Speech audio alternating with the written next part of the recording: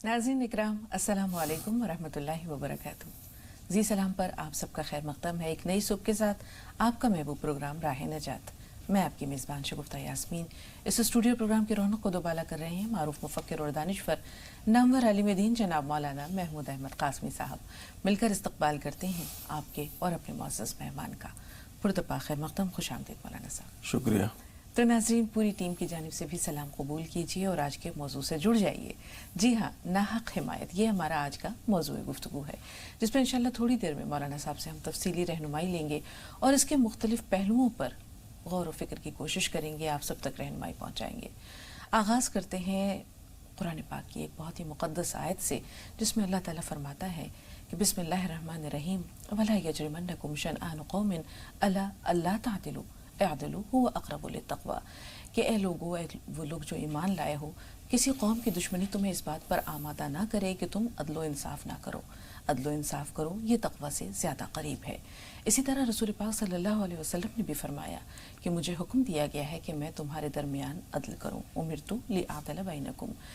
एक रिवायत मिलती है रसूल पाक के ज़माने की कि बनु असद के कबीले की एक खातून ने, जिनका नाम फ़ातिमा था, उन्होंने चोरी कर ली।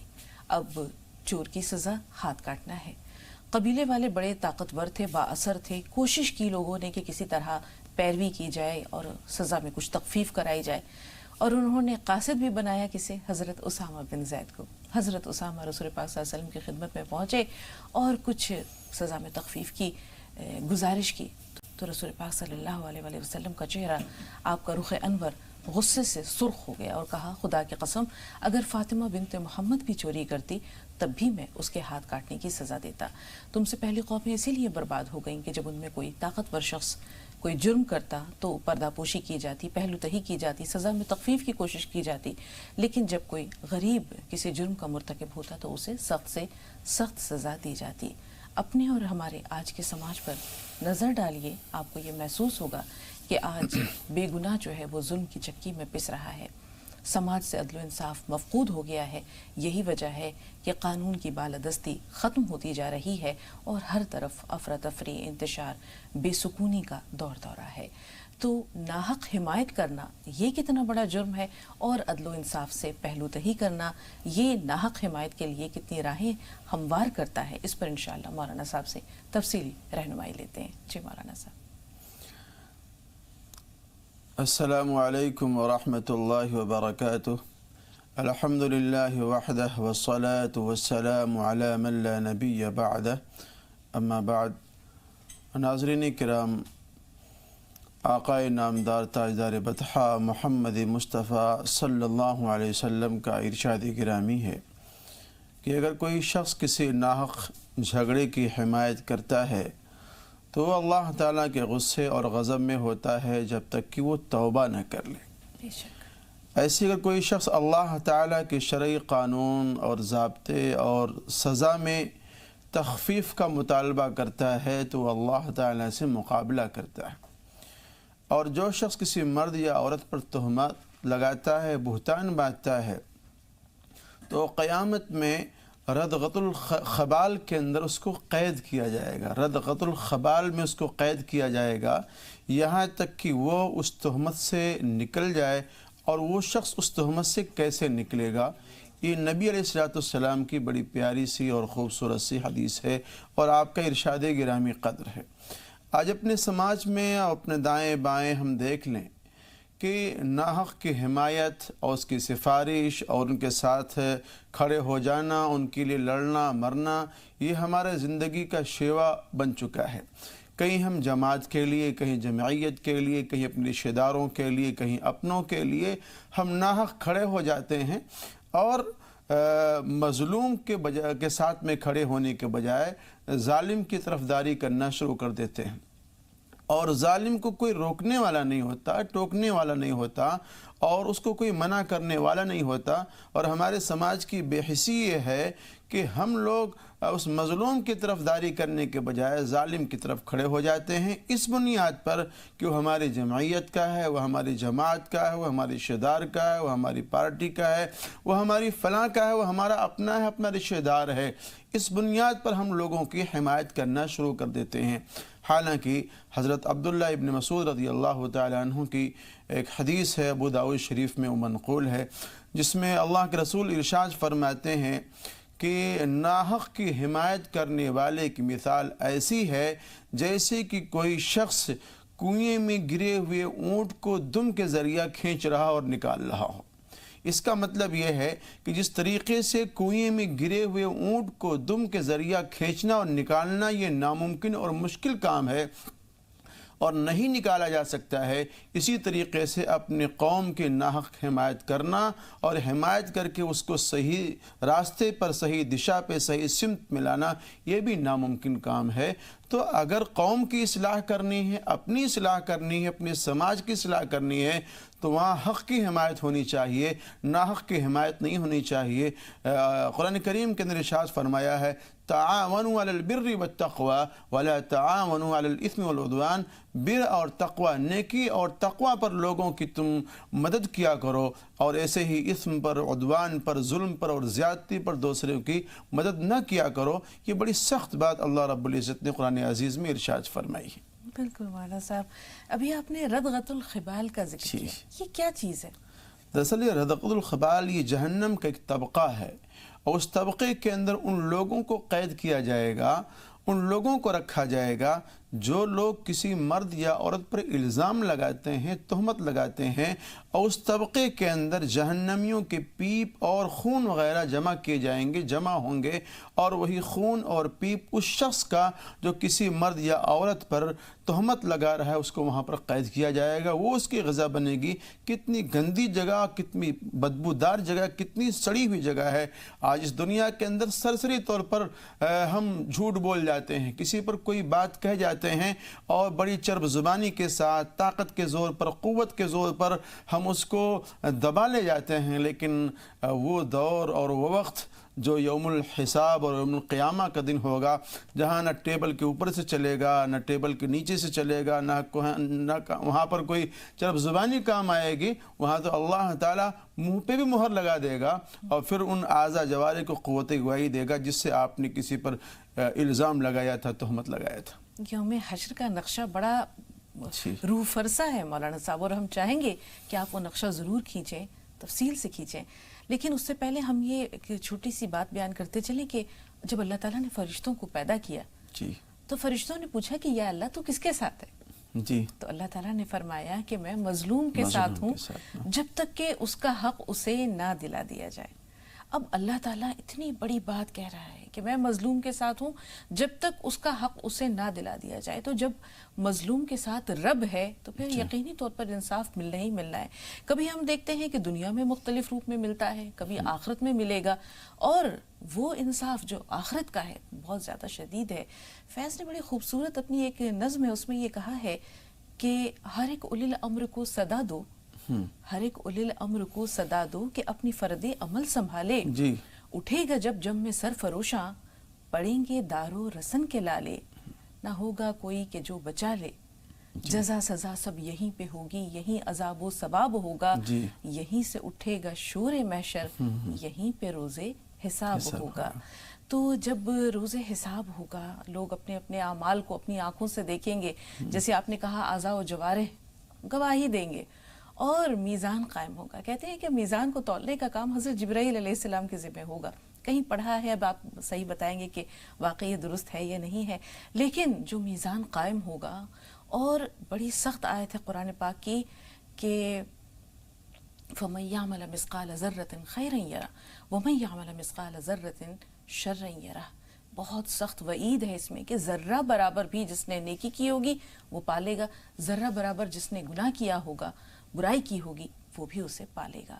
تو بڑا سخت ہے وہ کانٹا، بڑا سخت ہے وہ میزان جس میں نہ کوئی چوک ہے، نہ کوئی کسی کی طرفداری ہے، نہ جانبداری ہے، اور نہ کسی کی حق اور ناحق حمایت ہے. تو آج وہ لوگ جو ناحق حمایت کرتے ہیں آج وہ لوگ جو کسی پر الزام دھر دیتے ہیں، اکثر بہنوں کے سوالات آتے ہیں کہ کسی نے بھی سسرال میں دونوں کے درمیان یہ کہہ کر جدائی ڈال دی ہے کہ تمہاری بیوی نے یہ الزام لگایا ہے، تمہاری بیوی پر یہ جو ہے وہ الزامات عائد کر دیے گئے ہیں، یا دوریاں پیدا کر دی جاتی ہیں، کبھی کسی روپ میں، کبھی کسی روپ میں، کبھی کسی بھی انسان میں. جی. تو مولانا صاحب ایسے انسان کا معاملہ آخرت میں تو ہوگا ہی ہوگا، دنیا میں کہتے ہیں کہ ایسے شخص کا جنازہ بڑا بھاری ہو جاتا ہے، زمین پکڑ لیتی ہے.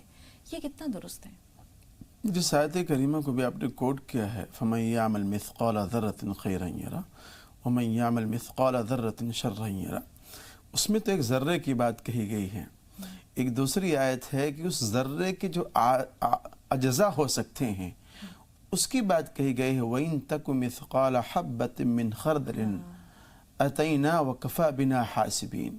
کہ اگر ذروں کے اجزاء اور اجزاء کے اجزاء، اب بتلائیے کتنا وہ باریک ہو سکتا ہے، اگر کسی نے اتنا بھی کسی ناحق کی حمایت کی ہوگی، ظلم کیا ہوگا، تعدی کیا ہوگا، ہمارا قلم مظلوموں کی خلاف گیا ہوگا اور ظالموں کی طرفداری میں گیا ہوگا، یہ ہماری زبان ظالموں کی طرفداری میں اگر یہ گئی ہوگی، تو اللہ رب العزت نے فرمایا کہ میں اس کو بھی لے کر کے آ جاؤں گا، اس کو بھی تولوں گا. وَكَفَى بِنَا حَاسِبِينَ. اور فرمایا کہ میں حساب لینے والا بڑا کافی ہوں. اللہ رب العزت کے حساب و کتاب سے کوئی بچ نہیں سکتا. ایسے اللہ کے رسول نے ارشاد فرمایا تھا، فَمَن نُوقِشَ فَقَدْ هَلَكَ، کہ عائشہ قیامت کے دن جس کے نام اعمال کو سرسری انداز سے دیکھا گیا وہ تو بچ گیا، لیکن اگر جانچ پڑتال کی گئی اور یہ پوچھا گیا جناب تم نے یہ کیوں کیا، ایسا کیوں کیا تھا، یہ کہاں کیا تھا، جانچ پڑتال کی گئی اور مناقشہ کیا گیا، فرمایا اللہ کے رسول نے کہ عائشہ وہاں تو آدمی ہلاک ہو جائے گا، بچ نہیں سکتا ہے. تو ہر انسان کو اپنے اعمال کا محاسبہ کرنا چاہیے اور یہ دیکھنا چاہیے کہ ہم جاؤ بیجا کس کی طرفداری کر رہے ہیں، کس کی نہیں کر رہے ہیں. اللہ کے رسول نے خود اپنے عمل سے جب ان آیات کریمہ کا نزول ہوا ہے تو سب سے پہلے اللہ کے رسول نے خانہ کعبہ سے نکلنے کے بعد میں اس پر خود عمل کر کے دکھایا ہے، تاکہ رہتی دنیا تک کے لیے سنت ہو جائے کہ اللہ کے رسول نے پہلے امانت یا ایسے ہی جس کا جو حق ہے اس حق کی طرفداری کے لیے اللہ کے رسول نے پہلے عمل کر کے دکھایا ہے، تاکہ لوگوں کے لیے آئیڈیل و نمونہ بن جائے. رہی بات جنازے کا بھاری ہونا اور اس کے جنازے کا زمین سے پکڑ لینا، تو ظاہر سی بات ہے ایسے لوگ جن لوگوں نے ظلم کیا ہے، تعدی کیا ہے، اللہ رب العزت ایسے لوگوں کے لیے دنیا کے اندر خسران رکھا ہے اور آخرت میں خسران تو طے ہے. اور واقعی ایسے لوگوں کی شکلیں، ایسے لوگوں کے جنازے اتنے بھاری اور اتنے وزنی ہو جاتے ہیں کہ اس کا اٹھانا، اس کا لے کر کے چلنا بڑا مشکل ہو جاتا ہے. اور وہ آدمی جو اللہ والا ہوتا ہے، نیک ہوتا ہے، متقی پرہیزگار ہوتا ہے، ایسا لگتا ہے کہ کوئی آدمی گلاب کا پھول لے کر کے جا رہا ہے اور کاندھا دینے والوں کو ذرا بھی اس کا احساس نہیں ہوتا ہے. حضرت سعد بن معاذ 70,000 فرشتے ان کے جنازے کو کاندھا دینے کے لیے آئے تھے. موقع نہیں ہے کہ ہمیں تفصیل میں جائیں، ہم تو عدل کی بات کر رہے ہیں مولانا صاحب کہ بہت کٹھن ہے یہ ڈگر پنگھٹ کی، بہت بال سے باریک ہے، جہاں انسان کسی اپنے کے خلاف گواہی دے، کسی اپنے کی حمایت نہ کر کے کسی دوسرے بیگانے کی حمایت کرے. حضرت علی کرم اللہ وجہہ کی زرہ چوری ہو گئی، قاضی شریح کی عدالت میں گئے اور کہا کہ بھائی فلاں یہودی کے پاس میں نے اپنی زرہ دیکھی ہے. بلا لیا یہودی کو، حضرت علی کرم اللہ وجہہ کو بھی بلا لیا، کہا کہ آپ اپنے گواہ لے کر آئیے. تو جب یہودی آیا کہا کہ یہ امیر المومنین، اب خلیفہ ہیں آپ، یہ دیکھیں مقام اور مرتبہ، امیر المومنین کی زرہ تمہارے پاس ہے. کہا کہ نہیں یہ تو میری زرہ ہے. تو اس نے کہا کہ اگر امیر المومنین کے پاس گواہ ہیں، قاضی شریح نے کہا کہ گواہ ہیں تو پیش کیجئے. تو انہوں نے کہا کہ میں اپنے غلام قمبر کی گواہی دلواتا ہوں. کہا کہ نہیں غلام کی گواہی نہیں چاہیے. پھر کہا میرے بیٹے حسن کی گواہی لے لیجئے. بولے بیٹے کی گواہی بھی نہیں چاہیے، یہ دونوں آپ کے گھر والے ہیں. اب آپ یہ دیکھیے مولانا صاحب کہ حضرت علی کرم اللہ وجہہ اپنی زرہ سے دستبردار ہو گئے. کہا یہودی کی ہے. یہودی نے جب یہ حسن سلوک دیکھا تو کہا کہ میں ایمان لاتا ہوں. اسی وقت اسلام قبول کر لیا کہ جب عدل کا یہ عالم ہے جہاں شیر اور بکری ایک گھاٹ پر پانی پیئے، حضرت عمر بن خطاب کا دور ہو، حضرت عمر بن عبدالعزیز کا دور ہو، ہم یہ دیکھتے ہیں کہ حضرت عمر فاروق کی مثال دیکھیے کہ آتش فشاں پہاڑ پھٹا ہے، لاوا مدینے کی طرف بہ رہا ہے اور لوگوں نے کہا کہ کیا ہوگا، آگ بڑھ رہی ہے. آگے اپنا کرتا اتار کر جس میں 17 پیون تھے، کہا ڈال دو آگ کے سامنے. आग लौट जाएगी, पलट जाएगी, ठंडी हो जाएगी। जलजला आया, ज़मीन पे दुर्रा मारा और कहा कि क्या उमर ने तेरी सीने पर तेरे इंसाफ नहीं किया। जलजला रुक गया, ठहर गया। दरियाए नील का पानी आज भी जारी और सारी है।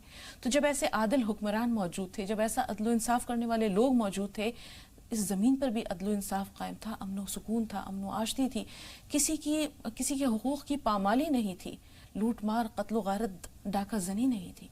आज जो समाज में अफरा तफरी है, उसकी बुनियादी वजह यही है कि अदल मफकूद है। कैसे समाज में हम इंसाफ कायम करें मौलाना साहब? अल इस्लाम इबारत मिन अल अदल, कि इस्लाम अदल से इबारत है। यानी अगर इस्लाम को दूसरे लफ्ज़ों में ताबीर किया जाए तो उसका नाम अदल है, और अदल को दूसरे अल्फाज में अगर ताबीर किया जाए तो उसका नाम इस्लाम है।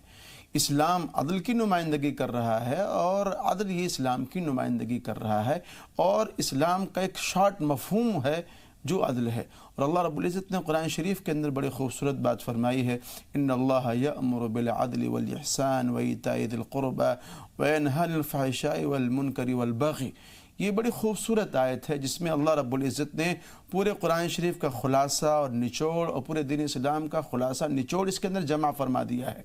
और वाकई जब इस रुए ज़मीन पर अदल होता है तो चाहे वो इंसान हो, चाहे चरिंद हो, चाहे परिंद हो, चाहे हैवानात हो, सब लोग बहुत ही बेबाक और निडर होकर के दुनिया में चलते हैं फिरते हैं, और एक दूसरे को देखकर इंसान मानूस होता है। लेकिन जब अदल मफकूद होगा तो एक इंसान को दूसरे इंसान से डर लगेगा, खौफ खाएगा कि न जाने ये कौन है, हमारे साथ क्या सलूक करेगा, क्या बर्ताव करेगा। और ये होता इसलिए है कि किसी इंसान के ताल्लुक़ से उसको बुग़्ज़ हो, किसी इंसान के ताल्लुक़ से उसको इनाद हो, किसी इंसान के ताल्लुक़ से जिस भी बुनियाद पर हो, जिस भी बुनियाद पर हो, ये इस वजह से होता है। फिर वहाँ जाकर इंसान किसी की तरफदारी करने लगता है। अल्लाह के रसूल ने फरमाया है, जुबैर इब्न मुतीम रज़ी अल्लाह तआला अन्हु की रिवायत फरमाते हैं कि मन दआ इला असबियतिन, मन दआ इला असबियतिन फलैसा मिन्ना, कि जो शख्स असबियत की दावत दे वो हम में से नहीं है, जो शख्स असबियत पर लड़ाई करे वो हम में से नहीं है, जो शख्स असबियत पर मर जाए वो हम में से नहीं है। दूसरी रवायत में फुसैला रज़ी अल्लाह तआला अन्हा फरमाती हैं कि हमारे वालिद साहब ने अल्लाह के रसूल से सवाल किया, पूछा कि अल्लाह के रसूल क्या अपनी कौम से मोहब्बत करना ये असबियत में दाखिल है? तो आपने फरमाया कि नहीं, अपनी कौम से मोहब्बत करना ये असबियत में दाखिल नहीं है, बल्कि असबियत ये है कि देखो तुम कि वो शख्स नाहक पर है, नाहक पर है, लेकिन नाहक पर होने के बावजूद तुम उसकी हिमायत करो, उसकी तरफदारी करो, उसके साथ में खड़े हो जाओ, इसको असबियत कहा जाता है। तो असबियत से, तरफदारी से, जानिबदारी से अपने आप को बचाना चाहिए। हक़ को हक़ कहना, जालिम को जालिम कहना, मज़लूम को मज़लूम कहना, ये हमारा शेवा और वतीरा होना चाहिए। बिल्कुल साहब, और मज़लूम किया और अल्लाह ताला के दरमियान कोई पर्दा नहीं है जी, सीधी तीर की तरह पहुँचती है, और अल्लाह की लाठी बहुत बेआवाज़ है, पड़ती है, बरसती है। शेख सादी फरमाते हैं कि मैंने दो लोगों को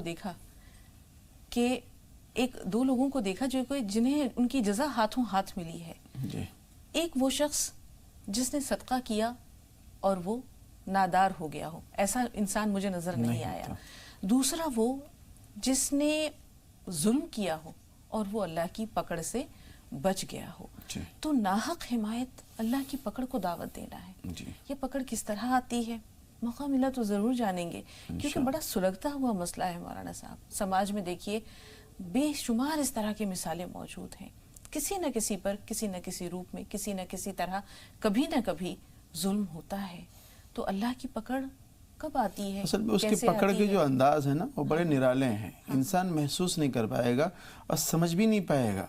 उसको दुनिया भर के हीले बहाने करता है कि ये फ़लाँ वजह से, फ़लाँ वजह से, फ़लाँ वजह से है। हालांकि वो एक तरह की अल्लाह की पकड़ होती है, लेकिन उसको दुनियावी असबाब पर इंसान टाल देता है। मौका मिला तो उनकी तफसील लेंगे मौलाना साहब की पकड़ किस किस सूरत में होती है। शहनाज और अरशद जी, अरशद साहब थोड़ा सा इंतज़ार, पहले शहनाज साहबा आपसे मुखातिब हैं, फरमाइए। शहनाज साहबा हमें सुन पा रही हैं आप? हेलो, अस्सलाम वालेकुम। वालेकुम अस्सलाम। वालेकुम अस्सलाम व रहमतुल्लाह। हमारे अब्बा का नाम इस्माइल साहब, कल ऑपरेशन है, जरा दुआ करिए थोड़ा। अल्लाह ताला शिफा दे। थोड़ा सा और उसमें हमारे अम्मी का नाम जरा मुमताज बेगम, देखो उनको भी थोड़ा आराम नहीं है, जरा उनको भी थोड़ा जरा दुआ करिए, जरा थोड़ा बहुत दोनों को लिए भी आराम में है थोड़ा जरा।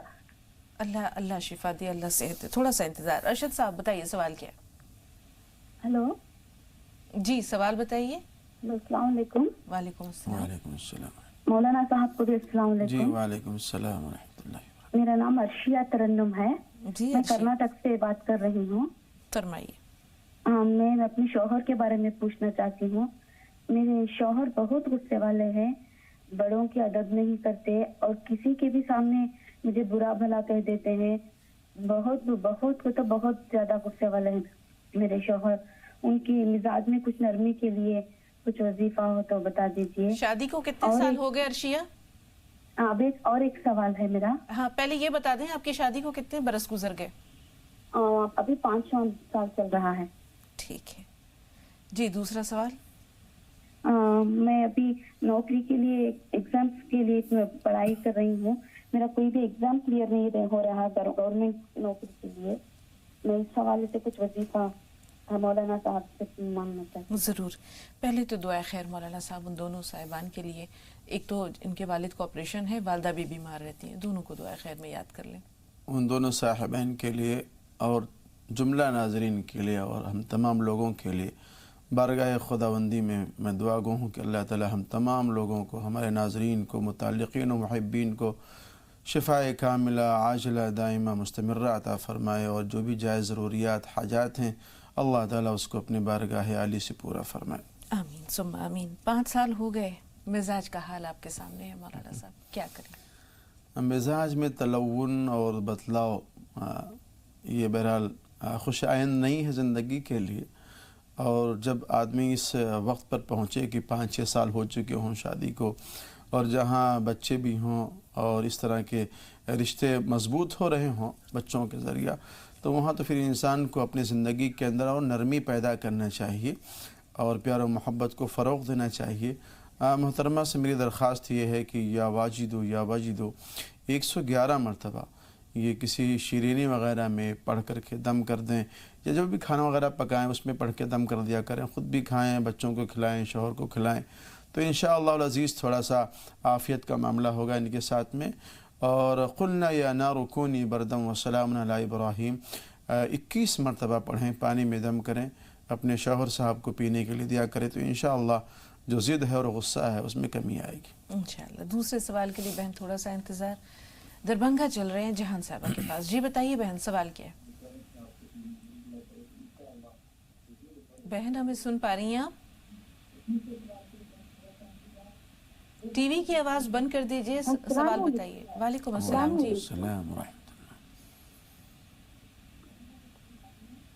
हम माजरत खा हैं बहन, आपसे बात नहीं कर सकेंगे। कश्मीर चल रहे हैं शायदा साहिबा के पास। जी बताइए बहन, सवाल क्या है?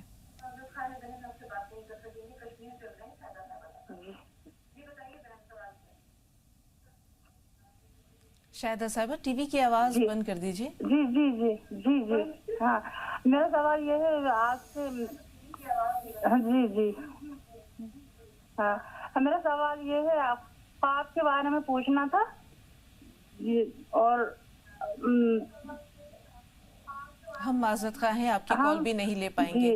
अपने नाजरीन से हम बारहा ही गुजारिश करते हैं, हर रोज़ तकरीबन ये बात कही जाती है कि जब आप हमें फ़ोन करें, जब आप अपना सवाल बयान कर रहे हो, सिर्फ उतनी देर के लिए टीवी की आवाज़ बराह करम बंद कर दीजिए। लेकिन हमारी बात का कोई असर नहीं होता।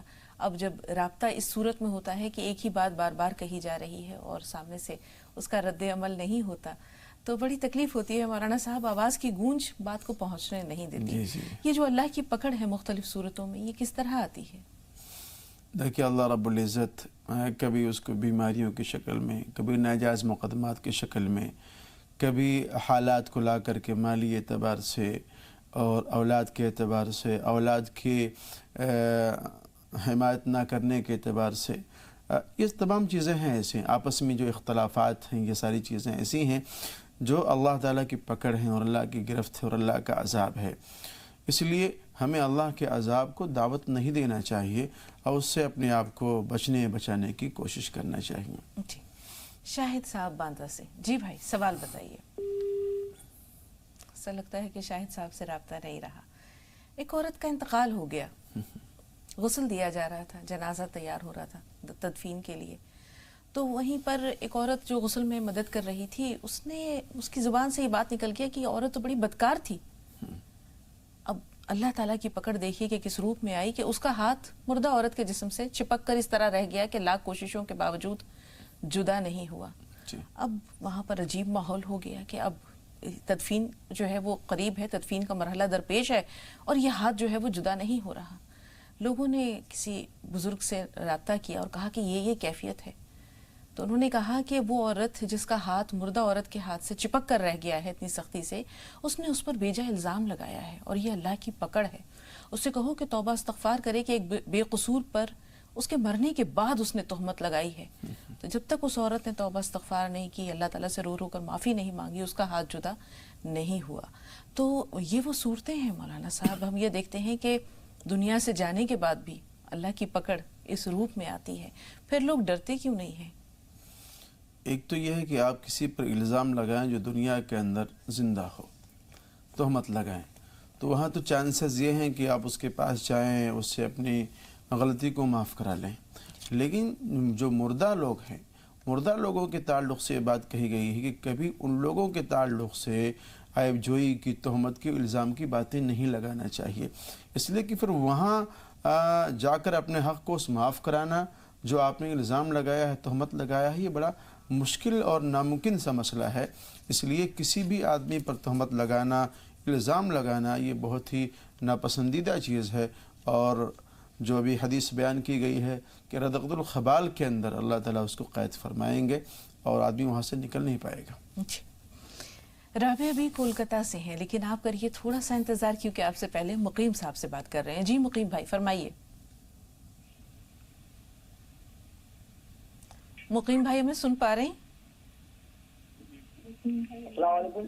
وعلیکم السلام ورحمۃ اللہ وبرکاتہ. جی ہاں سن پا رہا ہوں. جی السلام علیکم.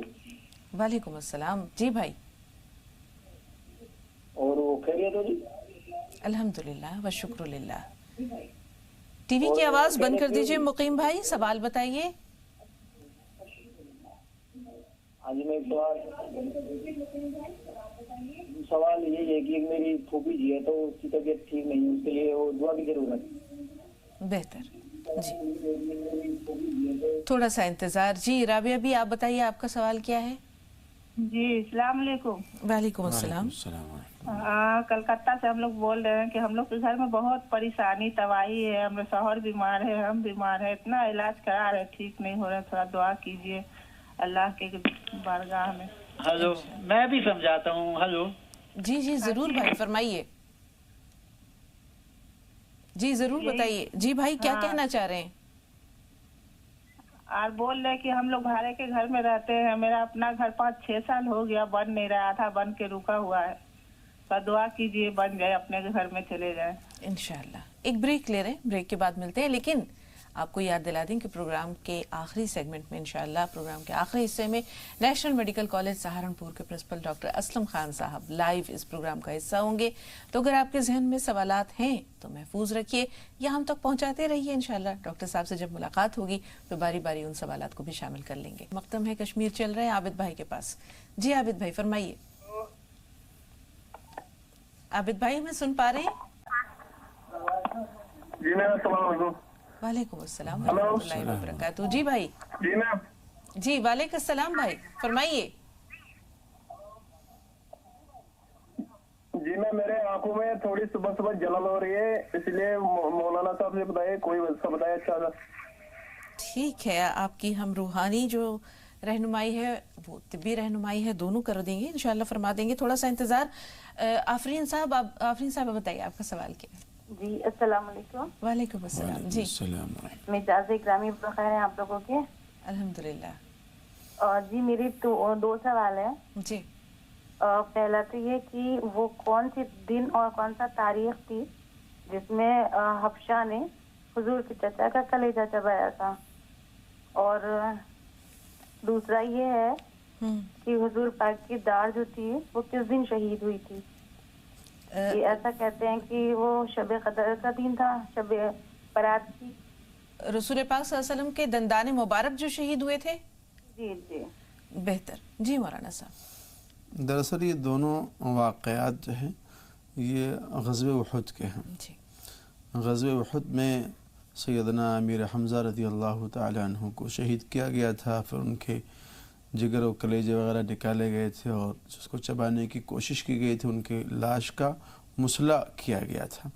और ये पहला मौका था जिस मौके पर नबी अलैहिस्सलाम अपने चचा के लिए आबदीदा हुए थे और बाद में हज़रत वहशी जब ईमान ले आए थे तो अल्लाह के रसूल ने फरमाया था कि वहशी तुम्हारा ईमान हमारे यहाँ मोतबर है, लेकिन तुम मेरे सामने मत आया करो, इसलिए कि जब तुम मेरे सामने आते हो तो मेरे चचा का मुबारक चेहरा मेरे सामने आ जाता है, तुम्हारे इस अमल से कहीं मुझे अज़ियत ना हो और इस अज़ियत की बुनियाद पर तुम दीन इस्लाम से ख़ारिज हो जाओ। तो नबी अलैहिस्सलाम का अपने चचा से जो वालिहाना ताल्लुक़ और मोहब्बत है वो इस बात से इसका अंदाज़ा लगाया जा सकता है। रही बात दंदान मुबारक के शहीद होने की, तो वो भी ग़ज़वे उहद ही की बात है।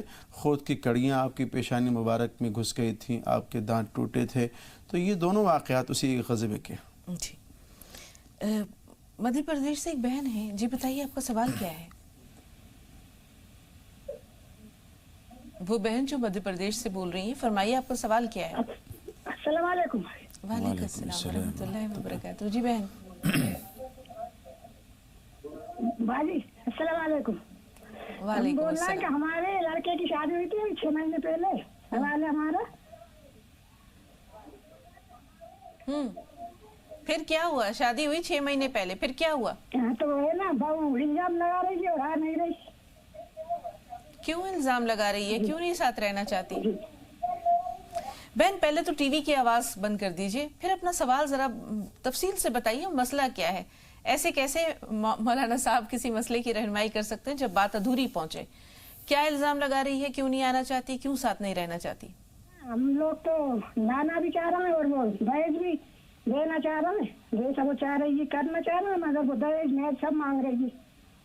ठीक है, जानते हैं कि क्या हल निकले मौलाना साहब। वो आना नहीं चाह रही, कह रही मेरे जहेज का सामान वापस करो, मुझे नहीं रहना। अब क्या करें? नहीं तो कम से कम कोई तो लॉजिक होगी, कोई बात होगी।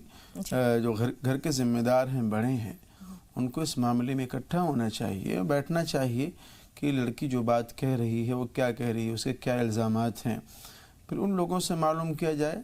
कम से कम इसमें तहक़ीक़ होनी चाहिए। जब तक तहक़ीक़ ना हो किसी एक फार्मूले पर, किसी एक बात पर पहुँचना ये अच्छी बात नहीं है। और तलाक़ का मुतालबा करना, जहेज़ के सामान का मुतालबा करना, अलहदगी का बग़ैर जांचे, सुने और समझे, ये नामुनासिब बात है। एक तो रिश्ते बड़े मुश्किल से तय होते हैं।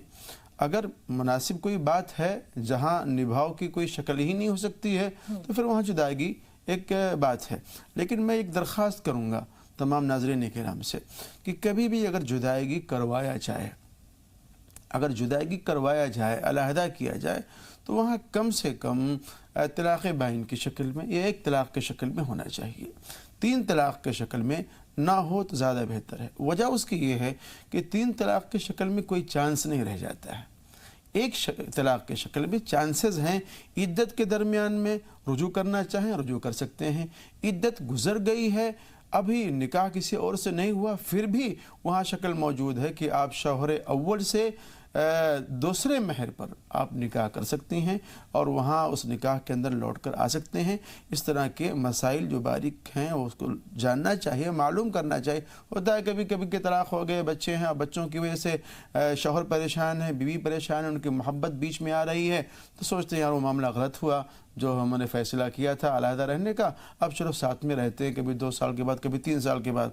अब एक वाक़या मेरे पास में आया है, कम से कम मेरा यहाँ ख्याल 10 साल हो गए, बच्चे भी हैं, मियाँ बीवी को अलहदा होते हुए, लेकिन वो समझदारी काम किया था उन लोगों ने कि जो अलहदगी हुई थी उस सेपरेशन वगैरह का मामला था, उस बुनियाद पर वो लोग अलहदा हुए थे। वो तलाक़ बाइन के दर्जे में आता है वो, या उसको खुला की शक्ल कह लीजिए उसको। तो ये शक्ल यहाँ ये बनेगी कि फिर आप असरनो निकाह करेंगे और नए महर तय करेंगे, गवाह और वकील जो भी तय होंगे, और फिर वहाँ शौहर 2 तलाक़ का 3 तलाक़ का मालिक नहीं होगा बल्कि 2 ही तलाक़ का मालिक होता है। मौलाना साहब ये बहुत अहम मसला है, इस पे कभी तफसील से आपसे गुफ्तगू करेंगे, लेकिन आपने एक बात सही बता दी कि कभी उम्र भर के मलाल, पछतावे या नदामत से बेहतर है कि इंसान वक्ती तौर पर जुदाई इख्तियार कर ले।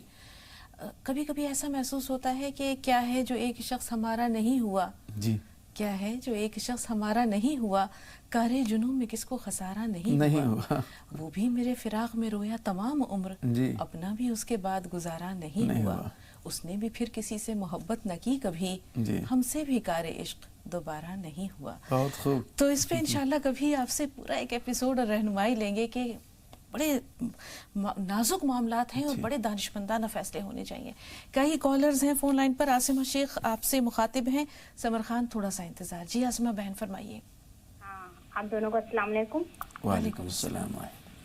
جی باجی، سب سے پہلے تو دعا کی درخواست ہے، اور ایک سوال میرا یہ ہے کہ اپن بچوں کی اچھی پرورش تو کر رہے ہیں، علاقوں میں مطلب اچھی جو حافظ صاحب جو دعائیں بتاتے ہیں وہ دعائیں بھی پڑھتے ہیں، لیکن ایک جو خاندانی اثر، خونی اثر رہتا ہے، اس کو دور کرنے کے لیے کیا کیا جائے؟ برابر، بہت بڑھیا بات، تھوڑا سا انتظار۔ سمر صاحبہ فرمائیے۔ ہلو جی ہلو، سن رہے ہیں آپ کو بہن، فرمائیے، استقبال ہے آپ کا۔ جی ہاں، میرا سوال ہے روزی روٹی کے لیے، بچوں کے روزی کے لیے۔ جی غور سے سنیے، لیکن آپ سے پہلے ہم بہن کا وہ سوال لیں گے۔ ارشیا صاحبہ نے ایگزام میں کسی ایگزام کی تیاری کر رہی ہے نوکری کے لیے، تو ان کو کوئی ایسا وظیفہ بتائیے کہ نوکری لگ جائے مولانا صاحب۔ اعوذ باللہ من الشیطان الرجیم، بسم اللہ الرحمن الرحیم، حامیم کاف ہا یا عین صاد، فسیکفیکہم اللہ وہو السمیع العلیم۔ جب بھی کوئی انٹرویو وغیرہ ہو یا ایگزام وغیرہ ہو اور جاب کی تلاش میں آپ جائیں تو اس کو پڑھتے ہوئے جائیں کثرت کے ساتھ، انشاءاللہ جاب میں یا انٹرویو وغیرہ میں آپ کو کامیابی ہوگی۔ روزی میں برکت کے لیے، روزی میں برکت کے لیے اللہ الصمد اس کو پڑھ لیں 1000 مرتبہ، یا ایسے ایک عمل بتلایا کرتا ہوں، اللہم اغفر لی ذنبی ووسع لی فی داری وبارک لی فی رزقی۔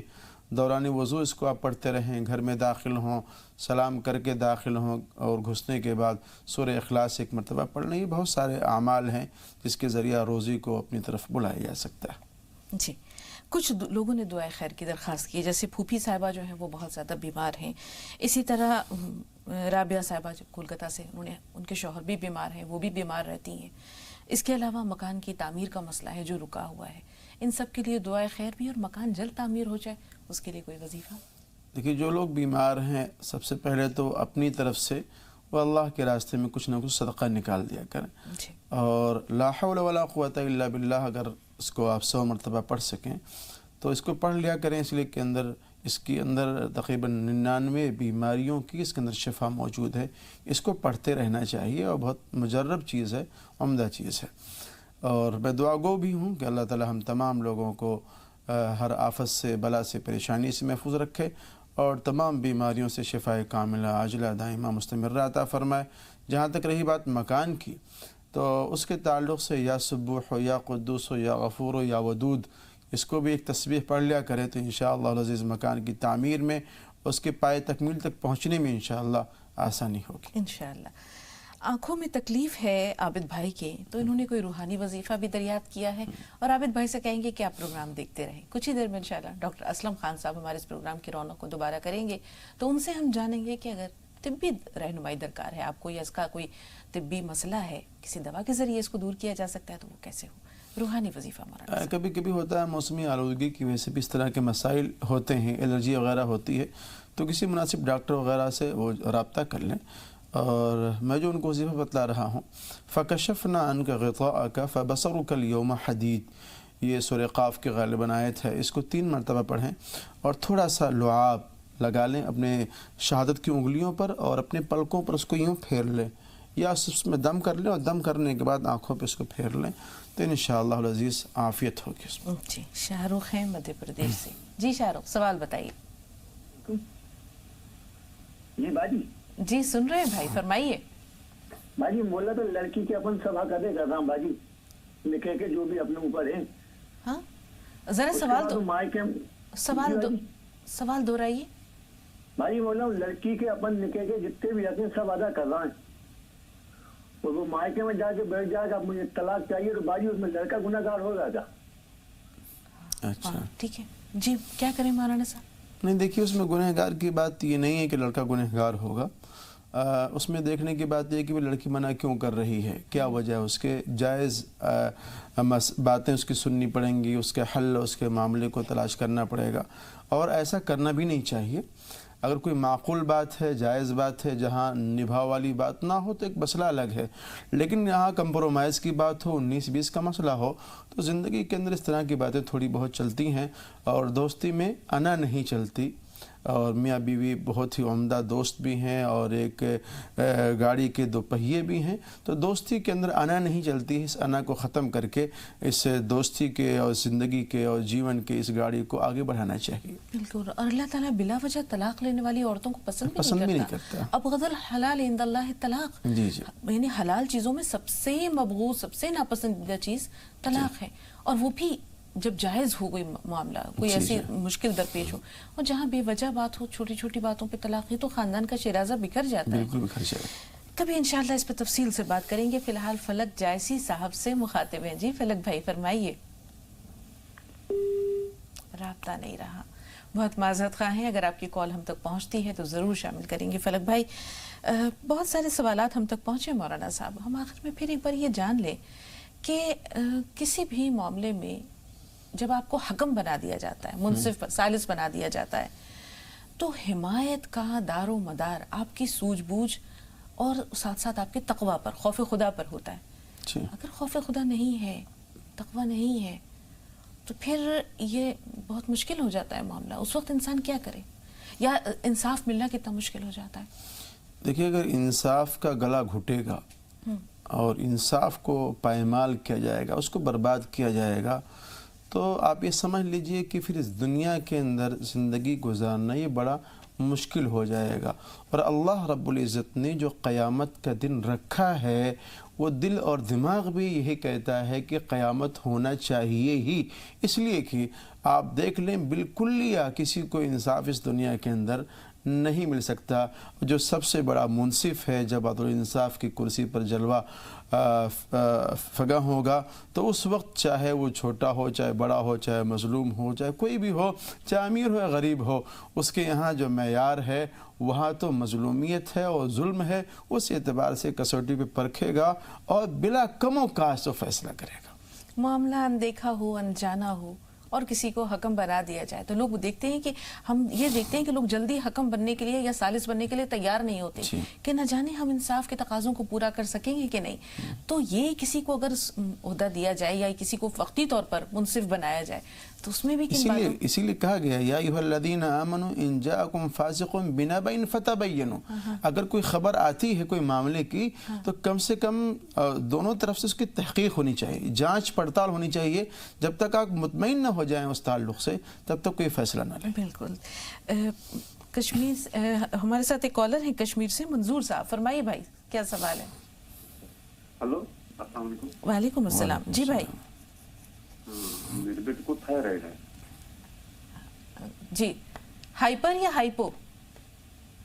وزن بڑھ رہا ہے، گھٹ رہا ہے؟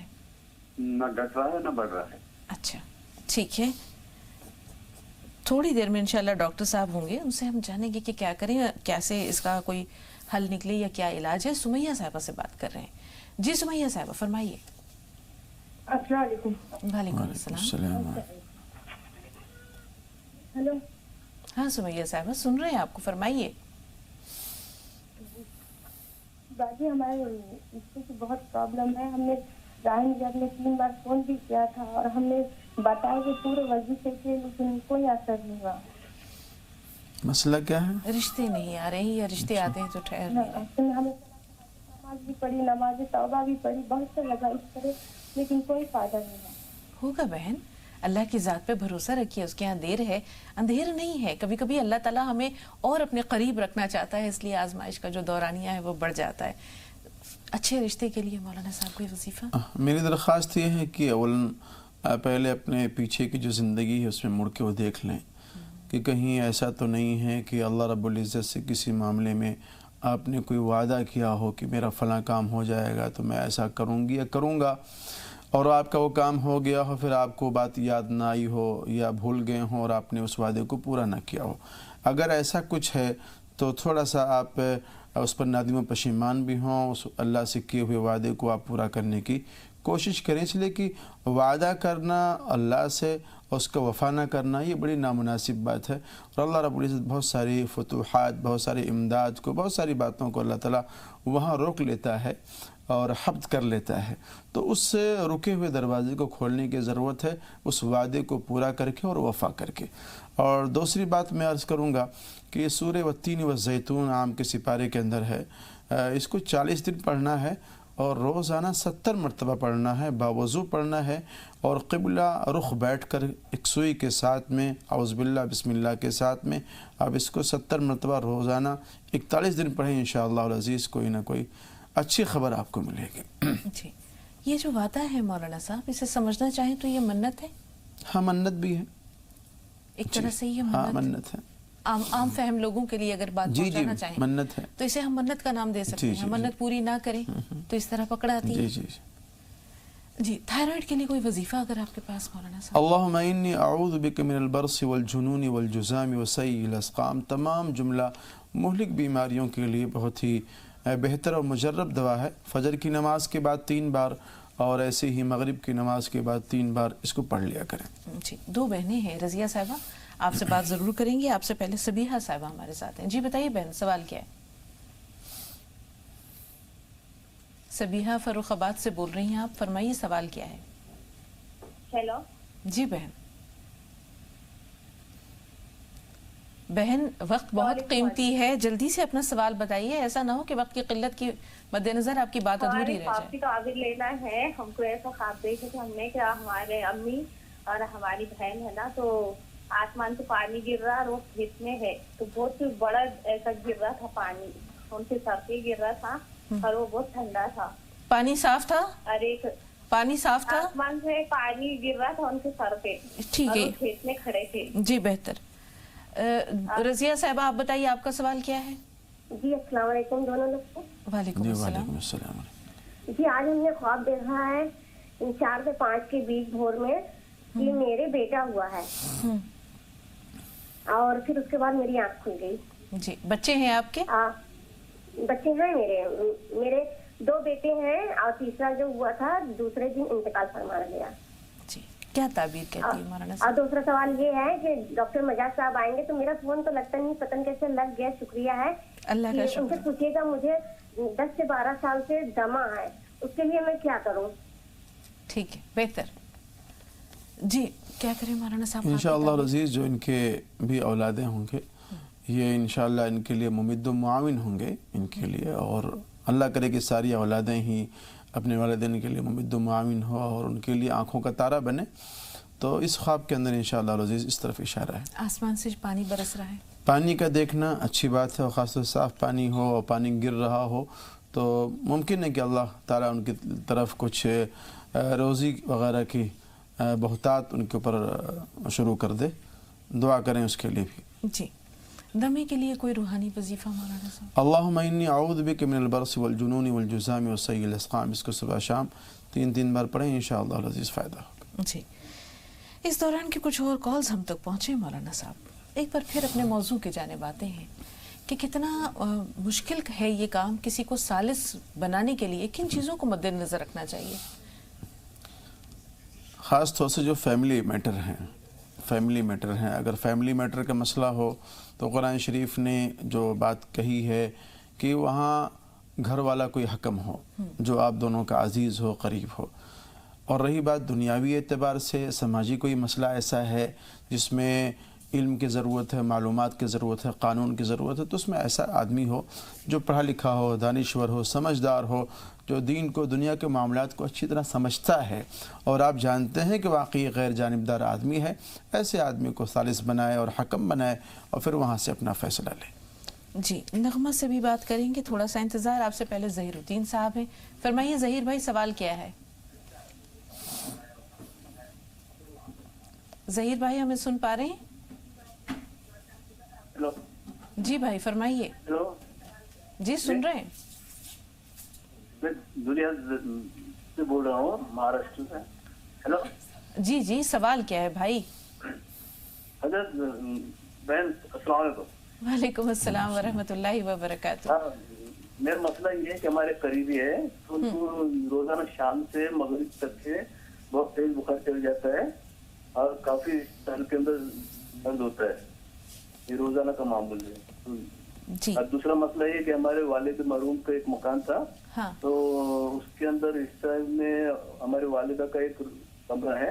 हाँ जी हाँ, वालिदा का एक कमरा है फिर? हाँ, दो कमरे के इसमें दो बहनें ऐसी बताती कि अगर ये मकान फरोख्त होता है तो इसके तकसीम के अंदर जो हमारे का मकान है उसकी कीमत मिलती है उस कमरे की तो हमको दे दे, जबकि मेरी नीयत ये है कि वो मकान की जो कीमत आएंगी कमरे की तो वो तवाब जारिया करके मस्जिद या मदरसे में मैं दे दूँ, लेकिन वो उसमें हरकत देती है कि हम गरीब हमको दे देंगे। ठीक है, कितनी बहनें हैं आपकी? मेरी 5 बहनें हैं, लेकिन 2 बहनों का ये तकाजा है जी जी, बेहतर। कि ये रकम जो है तो हम अगर को दे दे, मस्जिद में या मदरसे में ना दे। ठीक है, थोड़ा सा इंतजार। नगमा सवाल बताइए। हेलो, अस्सलाम वालेकुम। वालेकुम अस्सलाम। मेरा सवाल ये है कि मैं ना किराए के घर पे रहती हूँ, मौलाना साहब से दुआ का वो है कि दुआ करें हमारा अपना घर हो जाए इंशाल्लाह। ठीक है, हाँ। और नगमा नाम के और जुबैर नाम के मुझे मायने पूछने थे। बेहतर। नगमा, दोनों नाम अच्छे हैं, वक्त बहुत कम है। बहन, आपका सवाल ले लिया हमने। जी मौलाना साहब। देखिए, इसके लिए कि अपना घर हो जाए, अपनी सवारी हो जाए, अच्छी रोज़ी मिल जाए, अभी दुआ फरमाया था अल्लाहुम्मा अग़फ़िर ली ज़ंबी व वस्सिअ ली फ़ी दारी व बारिक ली फ़ी रिज़्क़ी। 3 चीज़ों की दुआ है इसके अंदर, तो दौरान वज़ू इसको पढ़ते रहें, इंशाअल्लाह अज़ीज़ उसका इंतज़ाम हो जाएगा। जी।